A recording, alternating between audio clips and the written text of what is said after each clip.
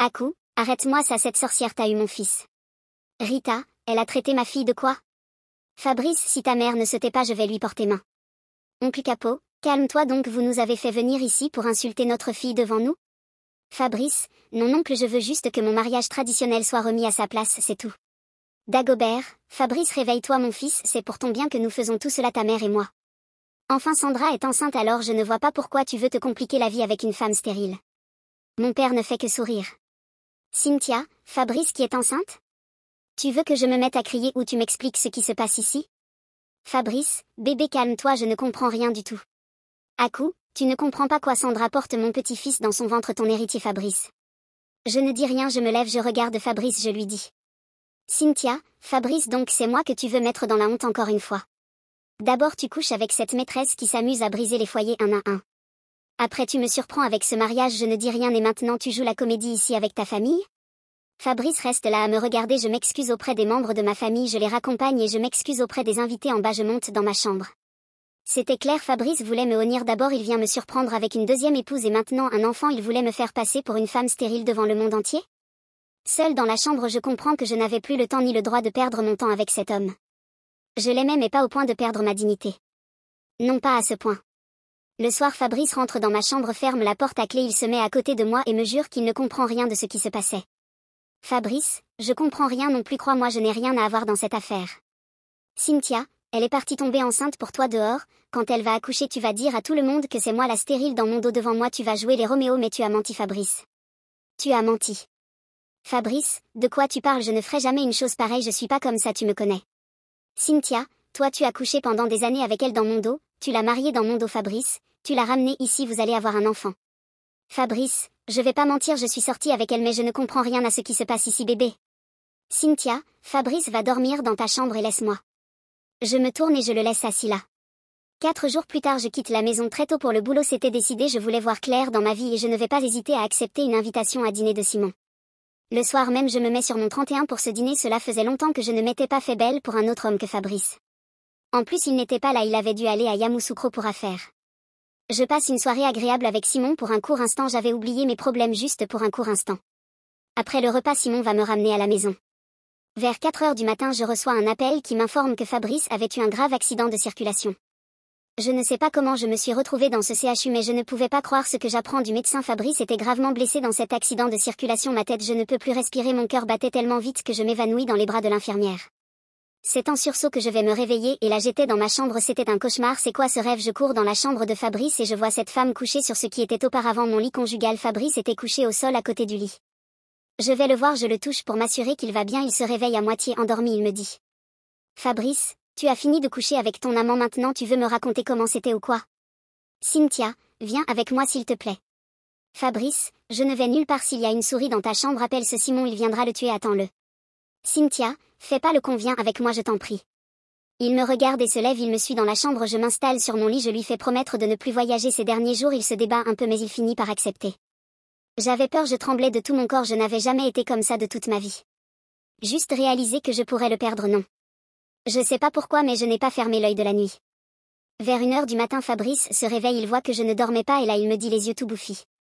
Fabrice, comme tu ne dors pas on pourrait faire tu sais quoi? Cynthia, Fabrice dors s'il te plaît, ne m'énerve pas. Fabrice, il y a 2 jours dès que je te faisais bisous là tu tremblais, aujourd'hui tu veux me mordre, c'est pas toi, c'est Dagobert qui m'a mis dans cette situation, Dieu vous jugera. Le lendemain matin ma belle-mère vient réveiller Fabrice dans ma chambre avec des cris mais là mon mari la remet à sa place. Fabrice, maman, Cynthia est ma femme, je dors dans sa chambre quand je veux, si tu ne veux pas voir cela retourne au village, vous me fatiguez tous les jours, y'a quoi? Si c'est pas toi c'est Cynthia, si c'est pas Cynthia c'est Dagobert, si c'est pas lui c'est toi. J'ai trompé ma femme, c'est tout et vous me poursuivez comme si j'avais tué l'homme, y'a quoi? Maman pardon. Ce que mes camarades font dehors, y a jamais d'embrouille, c'est ça toi ma mère, tu as chargé pour m'étrangler, laisse-moi. Chapitre 3. Ma belle-mère est sûre, j'ai renouvelé mon fétiche sur son fils, là encore je ne parle pas. Je me lève, je vais prendre une douche, je fais le petit déjeuner de Fabrice et je repense à mon rêve de l'autre nuit, je me dis qu'il pouvait être en danger, c'est quoi ce rêve? Je suis perdue dans mes pensées quand Fabrice vient me rejoindre dans la cuisine. Il me serre très fort contre lui et me jure qu'il n'avait rien à faire dans cette histoire de grossesse. Je me dis que si cette Sandra était capable de coucher avec le mari d'autrui, elle était aussi capable de faire croire aux gens que mon mari était le père de son enfant, mais voilà, je ne pouvais pas le dire à voix haute que Fabrice n'était pas le père de sa grossesse. Cela voudrait dire que je devrais avouer à tout le monde que mon mari était stérile. Je ne savais plus vraiment où mettre de la tête. J'étais la seule qui savait que Fabrice ne pouvait pas avoir d'enfant et lui aussi le savait donc tous. Les deux, on avait compris que Sandra était partie contracter une grossesse dehors pour venir donner à Fabrice. Sortir de cette affaire, c'était renier la grossesse de Sandra, mais cela pourrait nous obliger à dire la vérité. Je connais mon père, lui aussi voulait que je quitte Fabrice. Il ne m'a jamais parlé de petits-enfants, mais juste pour avoir raison sur Fabrice, il va commencer à exiger un petit-fils. Mais Fabrice voulait dire la vérité à sa mère pour qu'elle comprenne que Sandra n'était pas aussi innocente qu'elle le pensait. Je ne pouvais plus laisser continuer ce jeu. Je vais voir mon avocat pour lui dire d'annuler le divorce. Je vais voir mes parents et je leur dis toute la vérité en faisant comprendre à mon père que je n'allais jamais quitter Fabrice car je l'aimais. Une fois à la maison, je fais venir le père de Fabrice dans les jours qui suivent. Fabrice et moi disons la vérité à ma belle-mère et à mon beau-père qui reste là à nous regarder. Le jour suivant, Fabrice remet une enveloppe de 5 millions à Sandra en guise de dédommagement. Leur mariage traditionnel est annulé et il lui demande de quitter la maison. Fabrice et moi, nous n'avons pas été bénis par un enfant, mais nous en avons adopté deux, une fille et un garçon. Fabrice ne vivait que pour eux. Il découvre la joie d'être papa avec ses deux enfants. Le calme était revenu, ma belle-mère s'était excusée et nous avons vécu heureux jusqu'à la fin de nos vies. Mais non, c'était aussi un rêve. Je vais me réveiller dans la dure réalité. 3 mois après son accident grave pour lequel j'ai été dépêchée à l'hôpital à l'aube, Fabrice était paralysé en fauteuil roulant. La moitié de toute notre fortune est passée dans ses soins à l'étranger, mais au moins il était vivant, c'était le plus important. Perdu dans mes pensées, je me demandais ce qui se serait passé si cet accident était arrivé après notre divorce. Fabrice était rentré dans une dépression sans fin. Je pouvais le comprendre. Comment un homme de 30 ans indépendant qui n'avait jamais besoin d'aide de quelqu'un pour vivre sa vie pouvait se retrouver réduit à un statut de nécessiteux. Même pour sa douche, il avait besoin d'aide. Mon Fabrice était devenu l'ombre de lui-même. Non seulement je devais m'occuper de lui, mais je devais aussi supporter les provocations de Hakoumerd. Des fois j'avais envie de l'attraper et de la secouer pendant 10 minutes, juste un peu pour qu'elle se réveille. Quant à Sandra, dès qu'elle a vu la situation de Fabrice, sa grossesse avait disparu aussitôt qu'il était apparu, prétextant qu'un enfant dans cette situation serait inconscient. C'était clair, Fabrice n'avait plus d'argent, il ne nous restait plus que la maison et mon travail que je chérissais comme la prunelle de mes yeux. Les terrains, tout avait été vendu pour assurer les traitements médicaux de Fabrice. Même pour un baptême, je ne sortais plus un seul rond. La santé de mon mari comptait plus que tout. Je ne voulais et pouvais en aucun cas me rabaisser à aller prêter de l'argent chez qui que ce soit. Le jour où j'ai divisé par 2 l'argent de poche d'Akou, c'est ce jour-là qu'elle a compris que la situation était grave. Mon beau-père, lui, n'avait pas de problème, il avait compris. Sandra, qui entre-temps avait un travail, ne se voyait pas participer dans la maison. Mais je m'en doutais depuis longtemps. Un soir, épuisé par le travail, je m'en vais coucher Fabrice, qui avait été plus qu'insupportable toute cette semaine. À peine j'étais redescendue pour prendre un verre d'eau, voilà Sandra debout gaillardement devant moi. Sandra, mais toi tu attends quoi pour cuisiner? Cela fait des heures qu'on t'attend pour manger. Tu le fais exprès ou quoi? Cynthia, tu parles comme si tu payais pour la nourriture dans cette maison. Tu as faim, va cuisiner, sinon va te coucher madame. Sandra, attends, tu te fous de qui? Et où tu as mis l'argent de notre mari? Je te signale que moi aussi j'ai des droits sur cet argent. Cynthia, l'argent de Fabrice c'est son argent et il ira dans ses frais de santé, pas pour financer ta vie. Excuse-moi, je dois lui apporter ses médicaments. Si tu reviens encore à 4 heures du matin dans cette maison, je ne vais pas ouvrir. Sandra, je sors et je rentre quand je veux, tu m'as comprise? Cynthia, la prochaine fois dors où tu es partie parce que moi je ne vais pas ouvrir la porte, je suis assez fatiguée par mon boulot, je ne vais pas jouer la gardienne pour toi. Je la laisse là et je rentre prendre mon verre d'eau. Une fois dans la cuisine, j'entends Akou se plaindre de moi, je ne m'en mêle pas, elles vont rester là à discuter. Je remonte avec les médicaments de Fabrice. Dans ma chambre, Fabrice regarde la télé, la mine froissée. Fabrice, j'allais t'attendre toute la journée pour prendre mes médicaments, ou c'est parce que tu sais que je ne peux pas les chercher tout seul? Cynthia répond, donc tu joues avec moi? Cynthia, Fabrice ne me provoque pas, je ne vais pas gérer ta Sandra et toi au même moment, et puis ne me crie pas dessus, prends.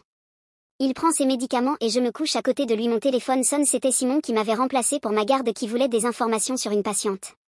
Quand je raccroche, Fabrice était encore plus furieux. Fabrice, j'espère que ton Simon baisse bien au moins. Cynthia, Fabrice, tu veux que je m'énerve? Qu'est-ce que tu veux t'insinuer, Fabrice, maintenant que je suis ici bloqué, tu as le champ libre pour te faire sauter comme tu veux. C'est pas ce que tu voulais? Cynthia, tu sais quoi, je ne t'écoute plus, tu m'entends, bonne nuit. J'avais appris à ne plus réagir à ces insultes. Le psychologue m'avait prévenu qu'il allait passer sa colère sur nous tous, mais c'était très difficile pour moi de rester là et écouter. Le lendemain matin, je me prépare pour le boulot, je lui fais son nécessaire quand subitement il me dit: Fabrice, Cynthia part et ne revient pas, j'en ai marre de voir ton hypocrite de visage tous les jours. Tu joues la comédie ici en bonne épouse, mais tu couches avec ce salopard de Simon. Cynthia, parce que tu penses que ta mère peut te soulever et te mettre dans ton fauteuil roulant? Ou bien tu peux t'attendre que Sandra rentre à la maison avant de te laver? Ou tu comptes sur Dagobert depuis ton accident, tu l'as revu ici?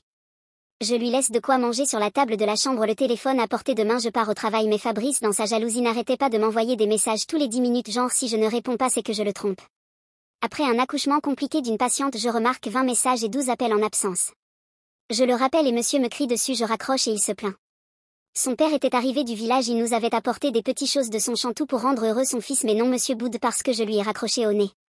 Son père lui n'était pas du tout tendre avec lui. Il va le gronder et me dit de le laisser seul avec lui, ils vont discuter pendant que moi je profite pour ranger ma chambre. Fabrice y a passé la journée et avait mis un sacré désordre.